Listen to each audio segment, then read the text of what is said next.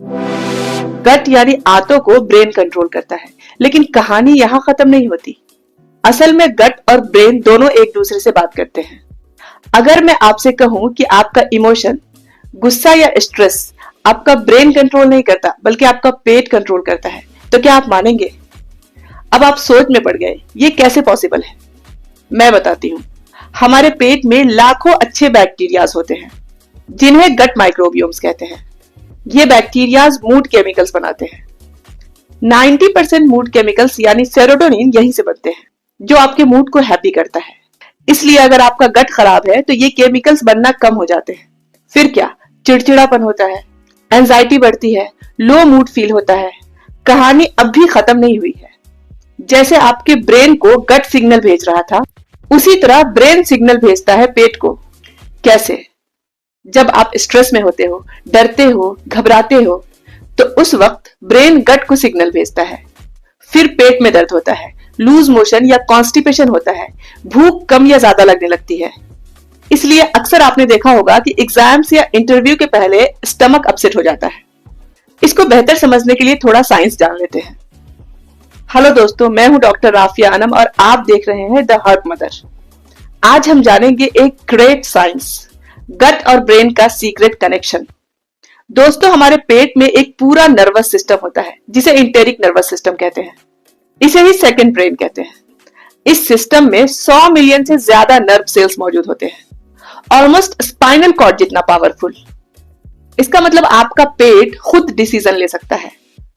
अब क्वेश्चन ये है कि पेट और दिमाग आपस में बात कैसे करते हैं? गट ब्रेन एक्सिस के थ्रू। ये एक 2 वे कम्युनिकेशन सिस्टम है। ब्रेन से स्ट्रेस सिग्नल गया, पेट रिएक्ट करता है। पेट में प्रॉब्लम हुई, ब्रेन पे मूड इफेक्ट पड़ता है। इसलिए एग्जाम से पहले लूज मोशन, इंटरव्यू से पहले नोजिया एंड टेंशन में एसिडिटी होने लगती है। दोस्तों, हमारे गट में ट्रिलियंस ऑफ बैक्टीरियाज रहते हैं। ये सिर्फ डाइजेशन नहीं करते बल्कि ये मूड हार्मोन्स भी बनाते हैं। 90% सेरोटोनिन गट में बनता है, जो हैप्पीनेस केमिकल है।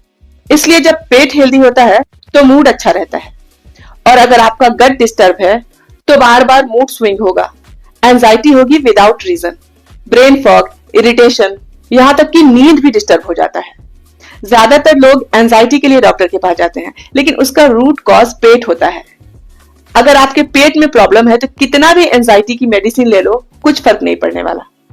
इसलिए पहले रूट कॉज को जानो, फिर प्रॉब्लम खुद ही ठीक हो जाएगा। और अगर आप कॉन्टिन्यूअसली स्ट्रेस में रहते हो या कोई इमोशनल ट्रॉमा हुई है तो आपका पेट खराब रहेगा ही रहेगा। चाहे आप प्रोबायोटिक ले लो या एंटासिड्स, आपकी प्रॉब्लम ठीक नहीं होगी।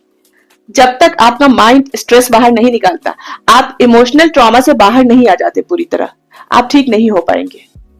तो गट ब्रेन कनेक्शन को समझिए और अपने रूट कॉज को जानिए, फिर आपकी प्रॉब्लम पूरी तरह ठीक हो जाएगी। दोस्तों, अगर आपकी प्रॉब्लम का रूट कॉज आपका पेट है तो आप अपने गट को ठीक करिए। गट माइक्रोबियोम्स हेल्दी रहेंगे तो मूड हार्मोन से ज्यादा रिलीज होगा।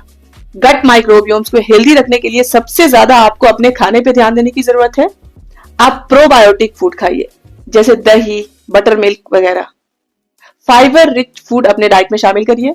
जंक फूड को जहां तक हो सके कम करिए। शुगर को अपने लाइफ से पूरी तरह हटा दीजिए। और 7 से 8 घंटे की नींद बहुत जरूरी है। और अगर आप स्ट्रेस में रहते हैं या फिर कोई इमोशनल ट्रॉमा से गुजरे हैं तो आप उससे बाहर निकलिए। इसके लिए आप मेडिटेशन करिए, योगा करिए, ब्रीदिंग एक्सरसाइज करिए, ग्रैटिट्यूड प्रैक्टिस करिए। ये आपको इमोशनल ट्रॉमा से निकलने में बहुत हेल्प करेगा। ये सब आपके ब्रेन को हील करने में मदद करेगा। अगर आपको ये वीडियो हेल्पफुल लगी हो तो इसे लाइक करिए, शेयर करिए एंड कमेंट करिए। एंड वीडियो के लास्ट में दिए गए क्विज का आंसर दीजिए। चैनल को सब्सक्राइब जरूर कर लीजिए। मिलते हैं अगले हफ्ते, तब तक के लिए स्टे सेफ, स्टे हेल्दी।